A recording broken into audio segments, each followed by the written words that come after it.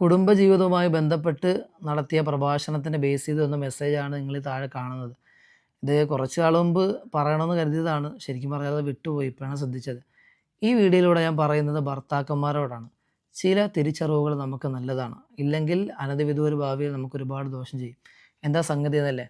ഇതിലൂടെ ഈ സഹോദരി പറയുന്ന വിഷയം എന്ന് പറഞ്ഞാൽ, ഭർത്താവ് എൻ്റെ വാക്കിന് വില തരുന്നില്ല എന്നുള്ളതാണ്. ഞാൻ എന്ത് പറഞ്ഞാലും ഭർത്താവ് കേൾക്കൂല.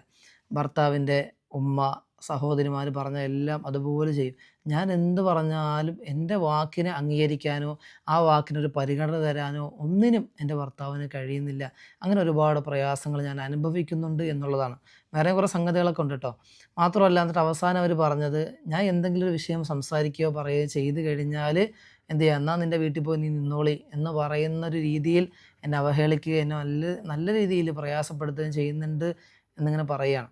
നമ്മൾ മനസ്സിലാക്കാനുള്ള സംഗതി എന്നറിയോ, നമ്മളിപ്പോൾ ഒരാളെ വിവാഹം കഴിച്ചു കഴിഞ്ഞാൽ ഈ പെണ്ണിനെ സംബന്ധിച്ചിടത്തോളം ആ പെണ്ണിന് ഏറ്റവും വലുത് ഭർത്താവാണ്. ഒരു പ്രയാസം വന്നാൽ, എന്തെങ്കിലും ഒരു ദുഃഖം വന്നാൽ, എന്തെങ്കിലും ഒരു വിഷയം വന്നാൽ ആദ്യം പറയുന്നത് ആരോടാണ്? ഭർത്താവിനോടാണ്. കാരണം എന്താ?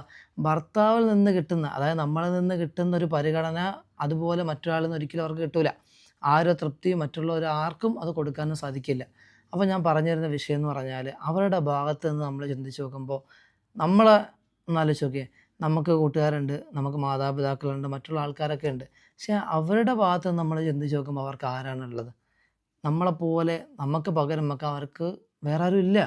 നമ്മൾ ഈ തിരിച്ചറിവ് എന്തായാലും നമുക്ക് വേണം. അവരെ വാക്കിനെ നമ്മൾ പരിഗണിച്ചില്ലെങ്കിൽ പിന്നെ ആരാ പരിഗണിക്കുക? അവർക്ക് വേണ്ട കാര്യങ്ങൾ നമ്മളല്ലാതെ ആരാ ചെയ്തു കൊടുക്കുക? നമുക്ക് ചെയ്തു തരാൻ ഒരുപാട് ആൾക്കാരുണ്ട്. പക്ഷെ അവർക്കൊരു പ്രയാസം വരുമ്പോൾ നമ്മളോട് പറയുന്ന സമയത്ത് നമ്മൾ പരിഗണിക്കുന്നില്ല, അല്ലെങ്കിൽ മൈൻഡാക്കുന്നില്ല. ആ സമയത്ത് അവർക്കുണ്ടാകുന്ന ഒരു മാനസിക ഒരു പിരിമുറുക്കമുണ്ടല്ലോ, ആ മെൻ്റൽ ഫ്രസ്ട്രേഷൻ ഭയങ്കര വലുതാണ്. അവർക്കുണ്ടാകുന്ന സങ്കടം വളരെ വളരെ വലുതാണ്. ഇതുപോലെ ഒരുപാട് പ്രയാസങ്ങൾ അനുഭവിക്കുന്ന ആളുകൾ നമ്മുടെ കമ്മ്യൂണിറ്റിയിലുണ്ട്. ഇപ്പോൾ ഞാൻ പറഞ്ഞു വരുന്ന വിഷയം എന്ന് പറഞ്ഞാൽ നമ്മൾ ശ്രദ്ധിക്കാൻ വേണ്ടിയിട്ടാണ്. അള്ളാഹു നമുക്ക് നമ്മളെ ഏൽപ്പിച്ച ഒരു അമാനത്താണ് ഭാര്യ എന്ന് പറയുന്നത്. ഭാര്യ മക്കളൊക്കെ അമാനത്ത് തന്നെയാണ്. അവരോടുള്ള കടമകൾ അവരെ നമ്മൾ പ്രത്യേകം പരിഗണിക്കുക. ഒരു പ്രശ്നം ഉണ്ടായാൽ, എന്തെങ്കിലും ഒരു സംസാര വിഷയങ്ങൾ ഉണ്ടാകുമ്പോൾ നമ്മൾ അവരെ കൂടെ നിൽക്കണം.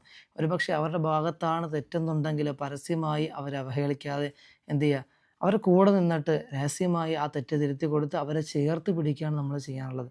ഏതായാലും ഇത്തരം വിഷയങ്ങളൊക്കെ നമ്മൾ ശ്രദ്ധിക്കണം. അല്ലാഹു സുബ്ഹാനഹു വ തആല നമ്മുടെ കുടുംബജീവിതത്തിൽ എല്ലാവിധ ബറക്കത്തും റാഹത്തും അല്ലാഹു നൽകി അനുഗ്രഹിക്കട്ടെ. ആമീൻ ബിറഹ്മതിക യാ അർഹമർ റഹീമീൻ.